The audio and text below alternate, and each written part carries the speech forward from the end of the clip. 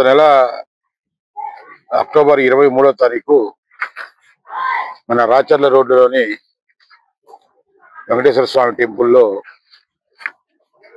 దొంగతనం జరిగి అమ్మవారికి మరియు స్వామివారి విగ్రహాలకు అలంకరించినటువంటి సుమారు 10 కేజీల వెండి ఆభరణాలు దొంగిలించే విషయం గిద్దరు ప్రజలకి చుట్టుపక్కల ప్రజలకు అందరికి కూడా తెలిసిన విషయమే. ఈ కేసు జరిగినప్పుడు ఆ రోజు మా ఎస్పీ గారి శ్రీ హర్షవర్ధన్ రాజు గారి గౌరవనీయులు హర్షవర్ధన్ రాజు గారి చెప్పిన వెంటనే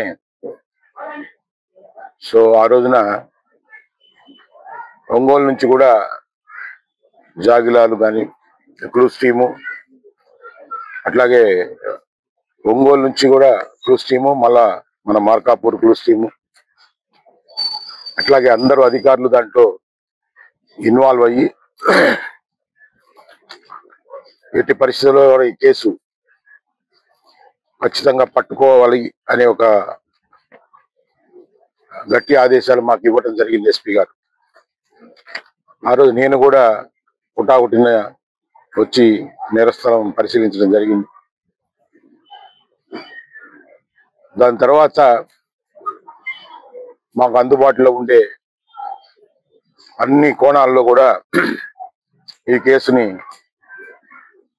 చాలా ప్రతిష్టాత్మకంగా తీసుకుని అన్ని కోణాల్లో కూడా దర్యాప్తు చేయడం జరిగింది. ఈ క్రమంలో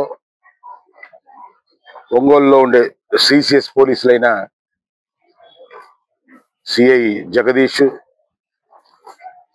మరియు సుధాకర్ రావు వాళ్ళ యొక్క సహాయం కూడా తీసుకోవడం జరిగింది. అందరి సహకారంతో ఈ కేసులో రాబడిన సమాచారం మేరకు ఈ రోజున వడ్లమాను శివారెడ్డి, జట్టిపోయిన ప్రవీణ్, జట్టిపోయిన ప్రదీప్ అని వీళ్ళంతా కూడా గుంటూరు జిల్లాకు సంబంధించిన వాళ్ళు. ఈ శివారెడ్డి అనేవాడు చాలా పాత నేరస్తుడు. అనేక నేరాలు, దాదాపు ఒక 50 నేరాల్లో ఇతను అంతకు ముందు కూడా అన్ని ఊళ్ళల్లో కూడా తాడేపల్లి, ఓల్డ్ గుంటూరు, పత్తిపాడు, చీరాల, బాపట్ల, ఇబ్రహీంపట్నం, వట్టిచెరుకూరు, నల్లపాడు, బద్వేలు, కందుకూరు, సింగరాయకొండ, ఒంగోలు, పిడుగురాళ్ల, జరుగుమల్లి, చీమకుర్తి, సింగరాయకొండ, త్రిపురాంతకం, మన రాచర్లలో కూడా ఒక నేరంలో ఇతను ముద్దాయి. యాక్చువల్గా ఇతను రాచర్ల నేరం చేసినప్పుడు ఆ కేసులన్నింటిలో కూడా గతంలో అతను జరుగుమల్లి పోలీస్ స్టేషన్ లో అరెస్ట్ కాబట్టి రీసెంట్ గా అతను విడుదలైన తర్వాత కొంతకాలం అతను రాచర్ల పరిచయం ఉంది కాబట్టి రాచర్ల నుంచి గిద్దలూరు వచ్చే క్రమంలో ఈ టెంపుల్ ను చూడటం జరిగింది. ఈ టెంపుల్లో దొంగతనం చేయాలని నిర్ణయించుకొని జైలు నుంచి బయటకు వచ్చిన తర్వాత ఈ టెంపుల్ ను అతను టార్గెట్ చేయడం జరిగింది.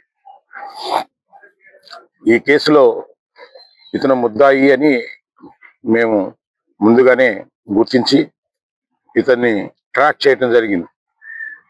ఆ క్రమంలోనే ఈరోజు గిద్దలూరు వచ్చినప్పుడు ఆ సమాచారం మన సిఐ సురేష్ మరియు వాళ్ళ సిబ్బందికి తెలియటంతో ఈరోజు అతన్ని అరెస్ట్ చేసి వాళ్ళ దగ్గర నుంచి సుమారు 8 కేజీల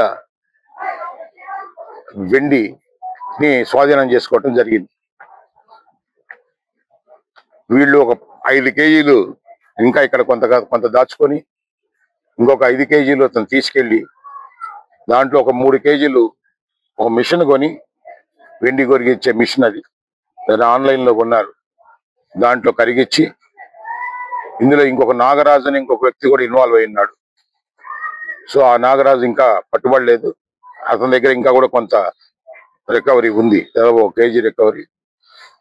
కొంత అమ్ముకొని ఈ సెల్ ఫోన్లు, ఒక 3 సెల్ ఫోన్లు, ఆ వెండిని కరిగించే ఇంకా దొంగతనాలు చేయాలనే ముందు ఆలోచనలతోటే ఇట్లా ఎక్కడైనా వెండి దొరకంగానే వెండిని కరిగించే ఒక మిషన్ కూడా కొనుక్కోవటం జరిగింది.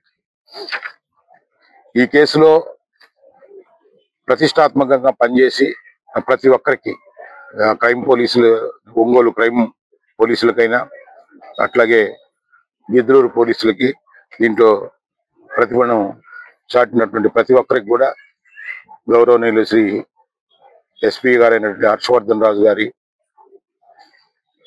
ఆదేశాల మేరకు ప్రతి ఒక్కరిని కూడా నేను మనస్ఫూర్తిగా అభినందిస్తున్నాను. ఈ నాగరాజు అనే వ్యక్తిని కూడా మేము త్వరలో పట్టుకుంటాం. అతని దగ్గర కూడా ఇంకొక కేజీ రికవరీ ఉంది. సో దీంతో మనం ఈ కేసులో ఎంత పోయిందో సొత్తు, అంత సొత్తును కూడా మనం అంతా కూడా రికవరీ చేసి ఆ భగవంతుడికి సొమ్ముని పరిపూర్ణంగా రికవరీ చేసి ఆలయానికి ఇవ్వడం జరుగుతుంది. సో ఈ కేసుని పట్టుకోవడానికి సహకరించినటువంటి అట్లాగే మిగతా వాడికి కూడా, అట్లాగే మమ్మల్ని ముందుకు నడిపించినట్టు మా ఎస్పీ గారికి మరియు ఈ కేసులో ఇన్వాల్వ్ అయిన ప్రతి టీం మెంబర్కి కూడా పేరు పేరున నేను అభినందన తెలుపుతున్నాను. Thank you very much. చరిత్ర సృష్టించినోడు ఇప్పుడు ఆ చరిత్రని తిరగరాయబోతున్నాడు. అబద్ధాల గోడల్ని బద్దలు కొట్టి నిజాలను రాగా మీ ముందుంచబోతున్నాడు. నిజమైన వార్తల కోసం వెంటనే డౌన్లోడ్ చేసుకోండి రా యాప్ని.